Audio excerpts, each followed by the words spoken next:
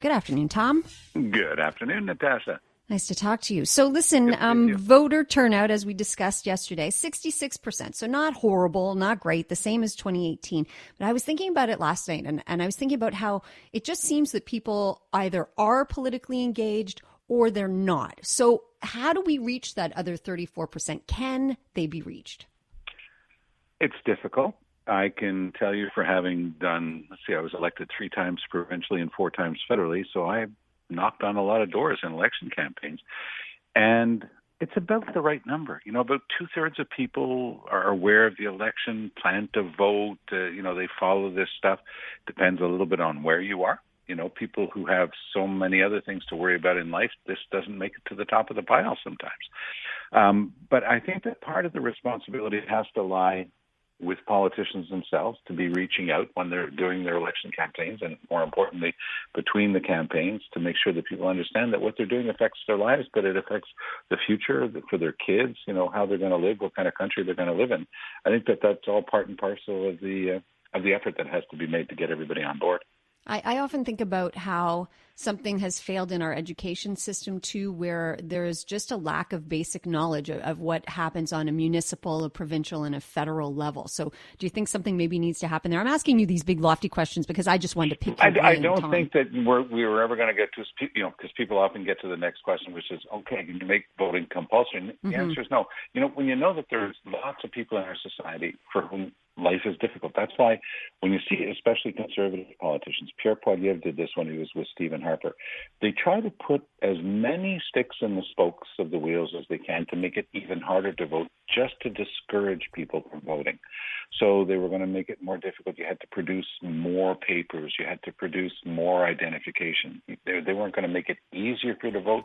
They were intentionally going to make it harder, knowing that it's the people who are on the lowest rung of the socioeconomic ladder who are the ones who are going to be the most effective, because they've determined through their analysis and their algorithms and their polling that those are the people least likely to vote conservative. That's why Donald Trump tries so hard to stop people from voting. In a state like Georgia, it's clear which voters he's targeting, that he wants to restrict.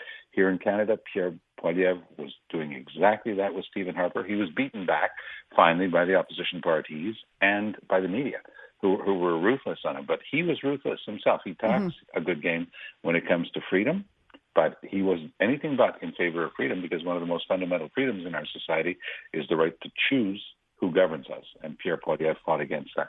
Okay, well, speaking of a right to choose, Pierre Poilievre is under pressure to give Leslyn Lewis, who doesn't believe in a woman's right to choose, to give her a role kind of to appease the further right, the social conservatives.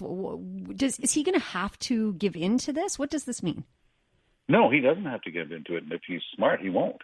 Because he has so much ascendancy over that party right now that he gets to call the shots. Nobody can push back against him except Leslyn Lewis. Now, I did read something yesterday that I found somewhat distressing, given the imagery of it, is that he was going to put Leslyn Lewis in the last row. Well, somehow having the only woman of color who ran in that campaign, the only woman who ran in that campaign, who also happens to be a black woman, putting her in the back row, there's something wrong with that imagery that somebody around Pierre Poilievre better explain to him. He doesn't have to make her his justice critic, but he does have to give her a proper role. She deserves to have a proper role in his shadow cabinet, but it looks like she's having some difficulty getting that. She says she's met with Poilievre.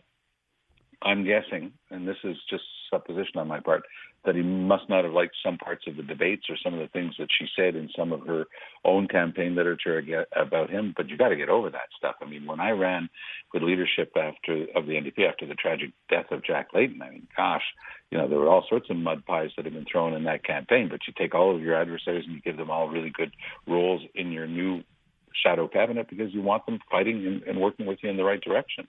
I mean, keep your enemies close. What's the expression? Keep your friends close and keep your enemies closer, right? Yeah, but I never perceived Leslyn Lewis as being an enemy of Poilievre. It was quite clear to me, watching their body language, especially in the French language debate, that she was much more on side with Jean Charest. I mean, she's more of a centrist on many issues, but she disagreed with everybody because I think, she was the only one who's stridently anti-abortion, anti-choice. Anti-choice is a better way of putting it.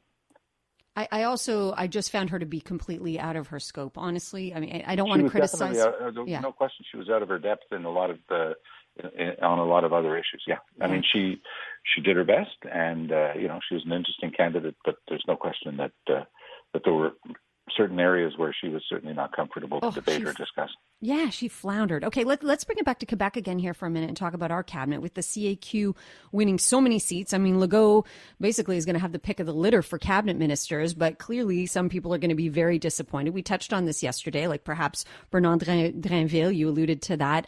First of all, when will Legault be announcing his cabinet, do you think? And do you want to make any predictions? It usually takes a couple of weeks. Okay.